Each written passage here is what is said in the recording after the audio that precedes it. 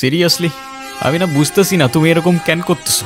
আচ্ছা তুমি আমাকে বলো, বিএসসির জন্য আমার কানাডাতে স্কলারশিপ সহ সব কিছু রেডি ছিল, তুমি বললে এখন গেলে নাকি আমি তোমাকে হারাবো, তোমাকে অন্য কোনো ছেলের সাথে বিয়ে দিয়ে দিবে। ওকে ফাইন, আমি সব কিছু ক্যান্সেল করলাম। তারপর তুমি বললা তোমার বাবা বলছে যে বেকার কোনো ছেলের সাথে বিয়ে দিবে না। আমি সব কিছু ছেড়ে আমার বাবার বিজনেসে বসা শুরু করলাম, যেটাই আমার এতটুকু ইন্টারেস্ট ছিল না। আমি আমার সব ইচ্ছা ছেড়ে তোমার জন্য পারফেক্ট হওয়ার চেষ্টা করলাম, তারপরও কিসের কমতি থেকে গেল যে তুমি আজকে এঙ্গেজমেন্ট রিংটা ফেরত দিয়ে দিচ্ছ? আরে আমাকে কারণটা তো বলো অ্যাটলিস্ট। কোনো কারণ নেই, আমার মনে হচ্ছে না আমাদের একসাথে থাকাটা পসিবল।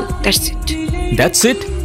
সিরিয়াসলি তোমার মনে হচ্ছে না আমাদের একসাথে থাকাটা আর পসিবল? What about me? আমার কি মনে হচ্ছে সেটার কোনো ভ্যালু নাই? আমার সাইডটা কে দেখবে রুহি? দেখো, এত কথা বাড়ানোর কোনো মানে নেই, অযথা সময় নষ্ট করো না। সময় তো তুমি আমার নষ্ট করছো। এরকমটাই করার হইলে আমার লাইফটা কেন নষ্ট করলা?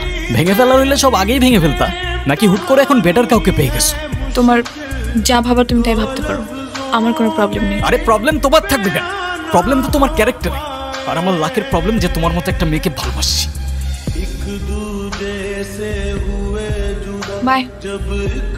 ওই হ্যাঁ, 1.5 বছর হয়ে গেছে। কিসের? প্রতিদিন তোমার এখান থেকে ভার্সিটিতে নিয়ে যাই, আবার এনে ড্রপ করি। হ্যাঁ তো আমি কি রাইড শেয়ার করি? না। তাইলে তেলের টাকা তুমি দাও। না, কেন লাগবে? দিব, মারবো একটা। আচ্ছা তোমার কি আমার ইফোর্টস গুলো চোখে পড়ে না নাকি? তুমি কি বাই এনি চান্স আমাকে প্রপোজ করতেছো? I guess yes. দম নাই, এভাবে কেউ প্রপোজ করে?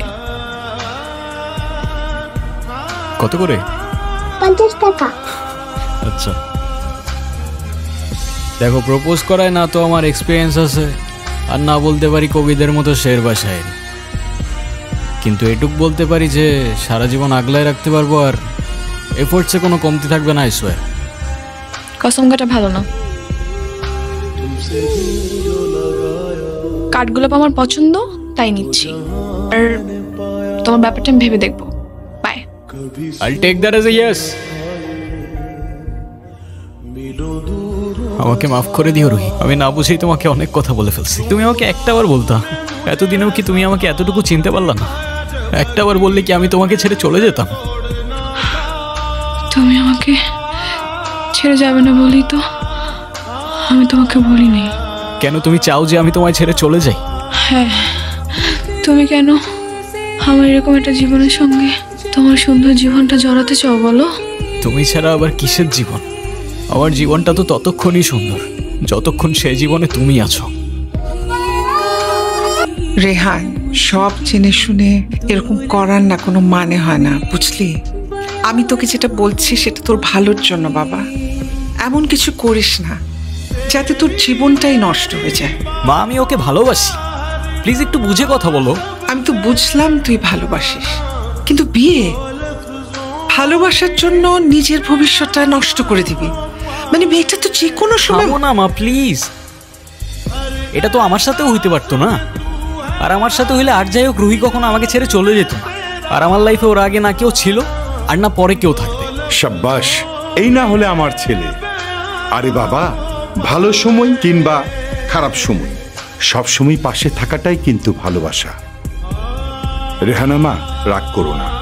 আল্লাহ না করুক যদি কখনো তোমার কিছু হয়ে যায়, আমি কি তোমাকে ছেড়ে চলে যাব? না, বরঞ্চ তোমার পাশে থেকেই আমি তোমাকে সাহস যোগাবো।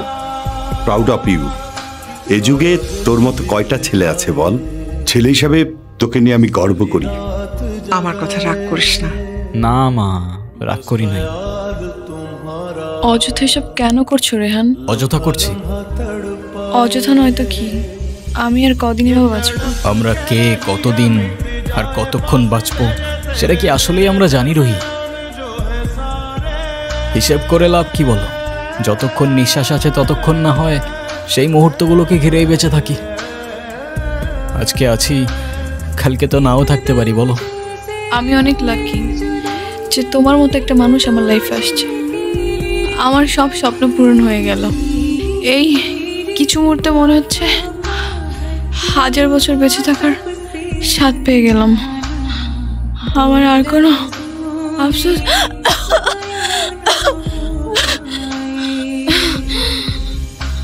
কি ব্যাপার, তুমি কাঁদতেছো কেন? আরে আমি আছি তো।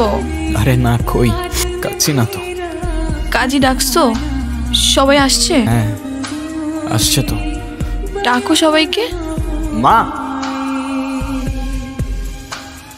বসো।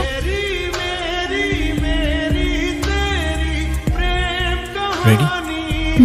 অলওয়েজ।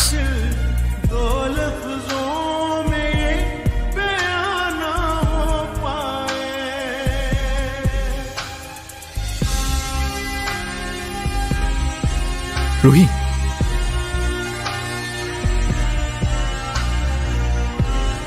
ডক্টর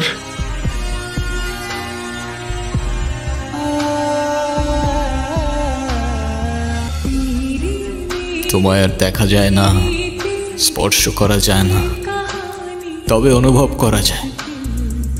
অনুভব করা যায় তোমার নিঃশ্বাস, অনুভব করা যায় তোমার চোখের জল। মনে রেখো আমি আসব মেঘের উপর পঙ্খিরাজে জোরে, কাঠগোলাপের সুবাস নিয়ে 7 সাগর 13 নদীর পরে। সে যেন ভোলে না মরে, সে যেন ভোলে না মরে।